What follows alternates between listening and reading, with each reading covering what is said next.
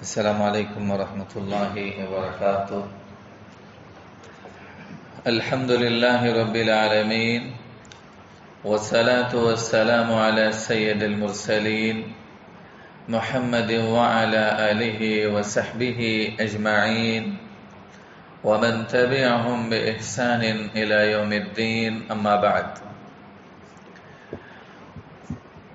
اعوذ باللہ من الشیطان الرجیم، بسم اللہ الرحمن الرحیم۔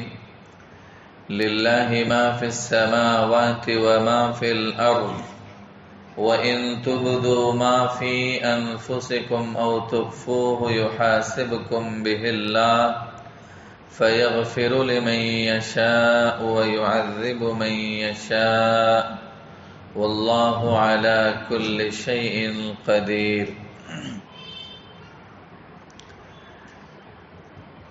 معزز سامعین کرام،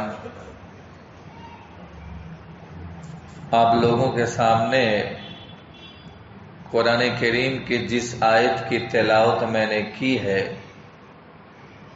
جب یہ آیت کریمہ نازل ہوئی تو صحابہ کرام سب پریشان ہو گئے، گھبرا گئے۔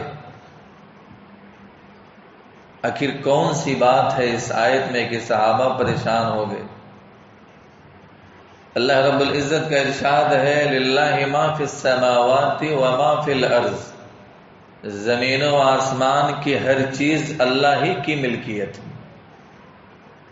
وَإِن تُبْدُوا مَا فِي أَنفُسِكُمْ أَوْ تُخْفُوهُ يُحَاسِبْكُم بِهِ اللَّهُ، جو کچھ تمہارے دلوں میں ہے، چاہے تم اس کو ظاہر کرو یا چھپاؤ، اللہ اس کا تم سے حساب لے گا۔ فَيَغْفِرُ لِمَن يَشَاءُ وَيُعَذِّبُ مَن يَشَاءُ، بس اللہ جسے چاہے گا بخش دے گا اور جسے چاہے گا سزا دے گا۔ واللہ علی کل شیء قدیر، اللہ ہر چیز پر قدرت رکھنے والا ہے۔ یہی ورڈ وَإِن تُبْدُوا مَا فِي أَنفُسِكُمْ أَوْ تُخْفُوهُ يُحَاسِبْكُم بِهِ اللَّهُ، جو اللہ نے یہ بات کہا تمہارے دلوں میں جو کچھ ہے، چاہے اس کو چھپاؤ یا ظاہر کرو، اللہ اس کا تم سے حساب لے گا۔ اسی بات کو سن کر کے صحابہ سب پریشان ہو گئے، گھبرا گئے، اور اللہ کے رسول صلی اللہ علیہ وسلم کی خدمت میں حاضر ہوتے ہیں اور کہتے ہیں کہ یا رسول اللہ، اے اللہ کے رسول، جہاں تک نماز ہے، روزہ ہے، صدقہ ہے، خیرات ہے، ان تمام چیزوں کا جو اللہ نے ہمیں حکم دیا ہے، تو ہم ان تمام کاموں کو اپنی طاقت کے مطابق بجا لاتے ہیں، اس کو کرتے ہیں، کیونکہ یہ ہماری طاقت سے باہر نہیں ہے۔ جتنی کوشش ہو سکتی ہے، جتنی طاقت ہمارے اندر ہے، ہم کرتے ہیں۔ لیکن اللہ نے جو یہ بیان فرمایا کہ تمہارے دلوں میں جو کچھ بھی خیالات پیدا ہوتے ہیں، جو وسوسے پیدا ہوتے ہیں، چاہے ظاہر کرو یا چھپاؤ، اللہ اس کا بھی حساب لے گا۔ تو یہ دلوں کے خیالات، وسوسوں کو تو ہم اختیار نہیں رکھتے ہیں، ہمارے بس میں نہیں ہے، ہم اس کی طاقت نہیں رکھتے ہیں، اللہ اس پر بھی محاسبہ کرے گا۔ تو اللہ کے رسول نے شروع میں تو کہا، کیا تم یہود و نصارہ کی طرح یہ کہنا چاہتے ہو کہ ہم نے سنا اور نہیں مانا؟ اللہ کے نبی نے ان سے کہا، بلکہ تم کہو سمعنا واطعنا، یعنی اللہ تعالیٰ کی طرف سے قرآن کریم کی آیت نازل ہوئی ہے تو تم زبان سے سمعنا واطعنا کہو، ہم نے سنا اور مان لیا۔ تو بہرحال صحابہ کرام نے کہا سمعنا واطعنا، کہ ہم نے سنا اور ہم نے اس کو مان لیا، اس کی اطاعت کیا۔ تو اللہ رب العالمین نے اس کے بعد دیکھیے سورہ بقرہ کی اس کے بعد کے آخر کی جو آیت ہے، اللہ نے یہ نازل کیا، لا یکلف اللہ نفسا الا وسعها، اللہ تعالیٰ کسی بھی نفس کو اس کی طاقت سے زیادہ مکلف نہیں کرتا ہے، یعنی جتنی اس کے اندر طاقت ہے اس کام کو کرنے کی، رکنے کی، بچنے کی، وہ اسی طاقت کے مطابق کرے، اللہ طاقت سے زیادہ مکلف نہیں کرتا ہے۔ یہ آیت کریمہ نازل کر کے اس حکم کو اللہ نے منسوخ کر دیا۔ یعنی اب دلوں میں جو خیالات اٹھتے ہیں، برے خیالات ہمارے بس میں ہے، ہم اس کی طاقت رکھتے ہیں؟ نہیں رکھتے ہیں نا۔ صحابہ اسی کو سن کر کے گھبرا گئے. اللہ نے کہہ دیا جو کچھ تمہارے دلوں میں ہے چھپاؤ یا ظاہر کرو اللہ اس کا حساب لے گا. اور بخاری کی بھی حدیث ہے، حدیث نمبر 2528. حضرت ابو ہریرہ رضی اللہ تعالی عنہ بیان فرماتے ہیں کہ اللہ کے نبی جناب محمد الرسول اللہ صلی اللہ علیہ وسلم نے ارشاد فرمایا ان اللہ تجاوز لی، بے شک اللہ تعالیٰ نے میری امت کے دلوں میں پیدا ہونے والے برے خیالات وسوسوں کو معاف فرما دیا. یہ بخاری کی حدیث، یعنی میری امت کے دلوں کے اندر جو برے خیالات یا وسوسے پیدا ہوتے ہیں جب تک ان پر عمل نہ کیا جائے یا زبان سے اس کا اظہار نہ کیا جائے اللہ نے اس کو معاف فرمایا. یعنی آدمی جب تک اس پر عمل نہیں کرے گا نہیں اس کی پکڑ نہیں ہوگی، اس کی گرفت نہیں ہوگی. یہ اللہ رب العالمین کا بہت بڑا فضل و کرم ہے میرے بھائیوں. دیکھیے ایک اور حدیث ہے بخاری اور مسلم ہی کی حدیث. اللہ فرماتا ہے، اللہ کے نبی صلی اللہ علیہ وسلم نے بیان فرمایا، اللہ تعالیٰ فرماتا ہے کہ جب میرا بندہ کوئی برائی کرنے کا ارادہ کرتا ہے تو اللہ فرشتوں کو کہتا ہے کہ ابھی مت لکھو. یعنی اگر کوئی برائی کرنے کا ارادہ کرتا ہے سوچتا ہے تو اللہ فرشتوں کو کہتا ہے ابھی مت اس کو لکھو جب تک وہ اس کو کر نہ لے برائی کو. اور جب وہ برائی کر لیتا ہے تو اللہ تعالیٰ فرشتوں کو کہتا ہے ایک گناہ لکھو، ایک برائی لکھو. میرے بھائیوں لیکن جب کوئی بندہ نیکی کا ارادہ کرتا ہے تو اللہ تعالیٰ اپنے فرشتوں کو کہتا ہے نیکی لکھ دو. کیا ہے؟ نیکی لکھ دو. یعنی صرف ارادہ کرنے سے، یعنی ہم نے صرف ارادہ نیکی کرنے کا کیا اللہ فرشتوں کو حکم دیتا ہے نیکی لکھ دو. وہاں برائی کرنے کا ارادہ کیا تو اللہ کہتا ہے مت لکھو جب تک اس کو کر نہ لے.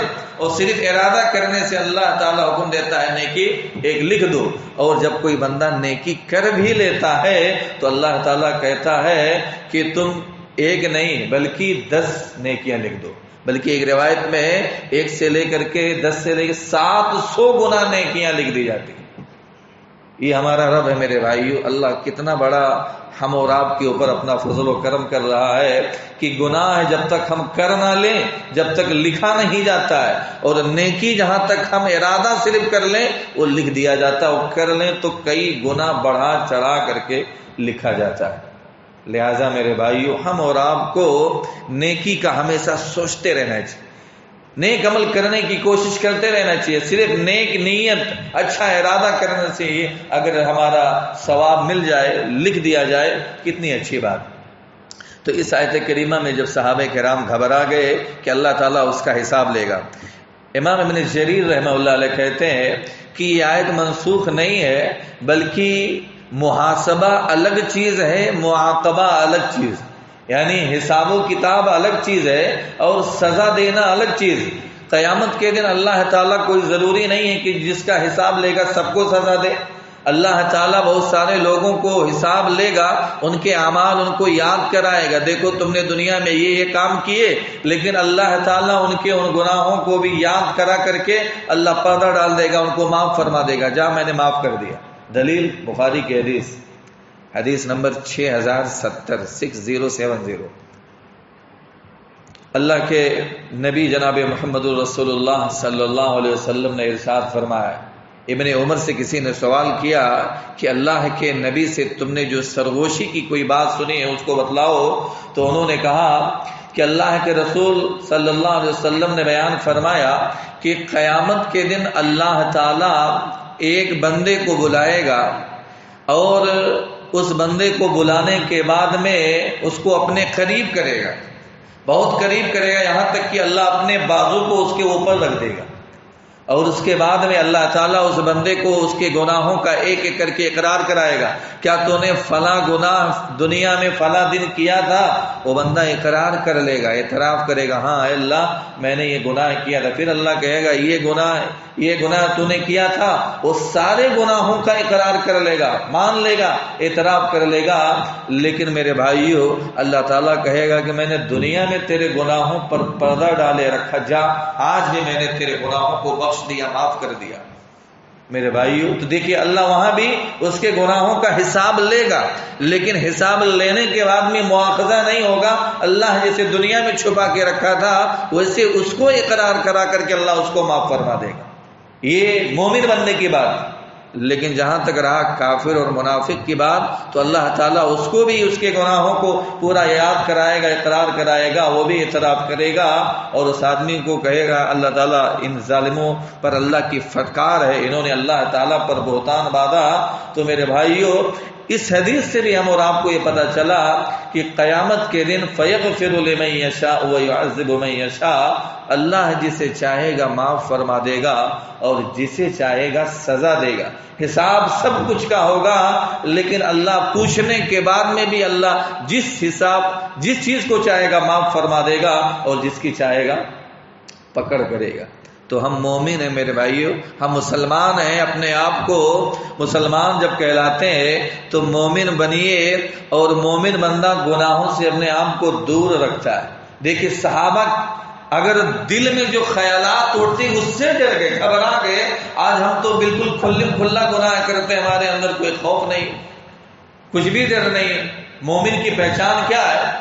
اگر مومن سے گناہ ہو جاتا ہے، کوئی اگر بدی کا کام، برائی کا کام، تو مومن ڈرتا ہے، گھبراتا ہے، فوراً اللہ کی بارگاہ میں توبہ کرتا ہے، گناہوں کی معافی مانگتا ہے۔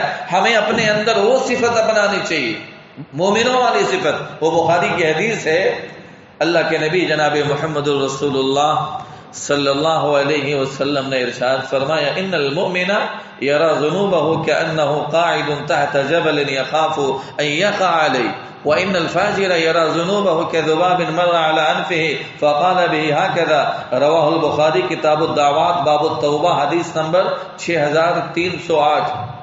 بے شک ایک مومن آدمی جب گناہ کرتا ہے یا اس سے کوئی گناہ کا کام سرزد ہو جاتا ہے نا، تو وہ اپنے آپ کو ایسا محسوس کرتا ہے، اتنا ڈرا ہوا ہوتا ہے کہ جیسے وہ کسی پہاڑ کے نیچے بیٹھا ہے اور وہ پہاڑ اس کے اوپر گر جائے، ہلاک ہو جائے اور وہ توبہ نہ کر پائے۔ یعنی ترنت وہ اپنے گناہوں سے توبہ کرتا ہے، فوراً معافی مانگتا ہے۔ ایسا نہ ہو کہ یہ پہاڑ میرے اوپر گر جائے، میں ہلاک ہو جاؤں اور میں توبہ بھی نہ کر پاؤں، معافی بھی نہ مانگ پاؤں۔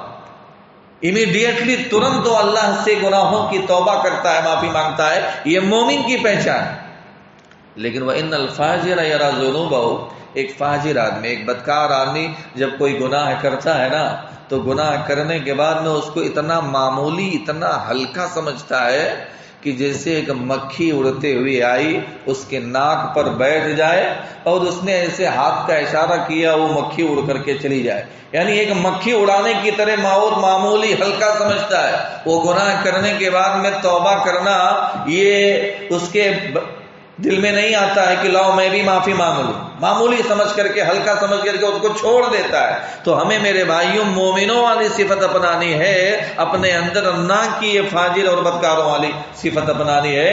ہر مسلمان سے غلطیاں ہو جاتی ہیں، ہم بنی آدم ہیں، آدم کی اولاد ہیں۔ اللہ کے نبی کی حدیث کل بنی آدم خطاء وخیر الخطائین التوابون، کہ بنی آدم کی ساری اولاد سب خطا کار ہیں، سب گنہگار ہیں، سب سے گناہ ہو جاتے ہیں، لیکن گنہگاروں میں سب سے اچھے وہ ہیں جو سب سے زیادہ توبہ کرنے والے، معافی مانگنے والے، وہ سب سے اچھے ہیں۔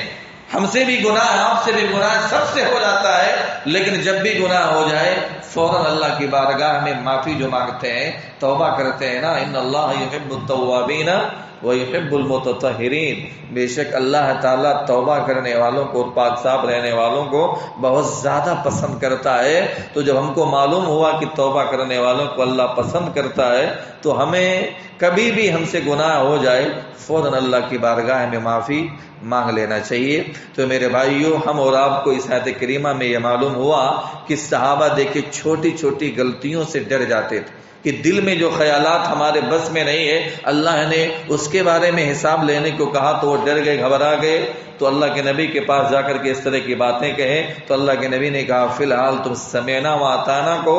تو جب انہوں نے سمعنا و اطعنا کہا تو اللہ نے پھر آسان چیز پیدا کر دی، لا یکلف اللہ نفسا الا وسعها، اللہ کسی بھی نفس کو اس کی طاقت سے زیادہ مکلف نہیں کرتا ہے۔ اللہ سے دعا ہے اللہ تعالی ہم تمام لوگوں کو قرآن و حدیث کے مطابق زندگی گزارنے کی توفیق عنایت فرما۔ اللہ ہم سب لوگ گنہگار ہیں، ہم سب لوگوں کے گناہوں کو معاف فرما۔ اللہ ہم سب لوگوں کو جنت الفردوس کے اندر جگہ دے۔ اللہ ہم تمام لوگوں کو جہنم کے عذاب سے بچائے۔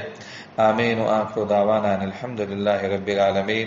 السلام علیکم ورحمۃ اللہ وبرکاتہ۔